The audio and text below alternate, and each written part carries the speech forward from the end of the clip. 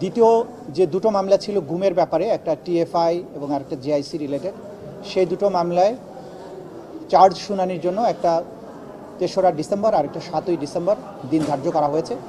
এখানে তাদের কয়েকটা অ্যাপ্লিকেশন ছিল, অ্যাপ্লিকেশনগুলো আদালত কিছুটা শুনেছেন, বলেছেন এগুলো পরবর্তীতে আরও শুনতে চান। আর আমরা প্রসিকিউশনের পক্ষ থেকে বলেছি যে এই ধরনের অ্যাপ্লিকেশন দেওয়ার কোনো সুযোগ নেই, কারণ তারা ভার্চুয়ালি হাজিরা দিতে চেয়েছেন। আদালত কমেন্ট করেছেন যে আইন সবার জন্যই সমানভাবে প্রযোজ্য হবে, যেহেতু বাংলাদেশের সাবেক প্রধান বিচারপতি কারাগারে আছেন, তাকে কোর্টে অ্যাটেন্ড করতে হয় ফিজিক্যালি।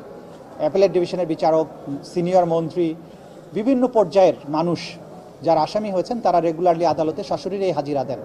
সুতরাং এখানে ডিফারেন্ট কোনো ঘটনা ঘটেনি, যে কারণে অন্য কোনো বিশেষ বিবেচনায় কাউকে ভার্চুয়ালি হাজিরা দেওয়ার বিষয়টা অ্যালাউ করতে হবে, এই বিষয়টা আদালত প্রয়োজন মনে করেন না। তারা মনে করেন সকল নাগরিক আইনের দৃষ্টিতে সমান, সবাইকে ইকুয়াল ট্রিটমেন্ট দেওয়া উচিত। তারপরেও যেহেতু ডিফেন্স পক্ষ বলেছেন তারা এই অ্যাপ্লিকেশনগুলো পরবর্তীতে আবার শুনানি করতে চান, আদালত বলেছেন হ্যাঁ, সময় হলে উনি আবার শুনবেন।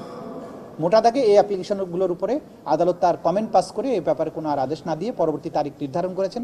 সেই তারিখ দুটোতে আসামিদের সশরীরে হাজির থাকতে হবে এবং সেই দিন অভিযোগ গঠনের উপরে শুনানি অনুষ্ঠিত হবে। আচ্ছা, ওই দুটো মামলায় অনেক আসামি পলাতক আছেন, বিশেষ করে সাবেক প্রধানমন্ত্রী সাজাপ্রাপ্ত শেখ হাসিনা, সাবেক স্বরাষ্ট্রমন্ত্রী সাজাপ্রাপ্ত আসাদুজ্জামান খান কামাল, তারাও এই মামলার আসামি গুমের ব্যাপারে। তাদের ব্যাপারে স্টেট ডিফেন্স লয়ার নিয়োগ দেওয়া হয়েছে এবং ওনারাদের বাইরেও অনেকে আসামি যে কয়েকজন আছেন তারা, তাদের মধ্যে অনেকেই পলাতক আছেন, তাদের ব্যাপারেও স্টেট ডিফেন্স লয়ার নিয়োগ দেওয়া হয়েছে। স্পেশালি শেখ হাসিনাকে ডিফেন্ড করার জন্য একজন লয়ার, জেরাই খান পান্না, তাকে নিয়োগ দেওয়া হয়েছে।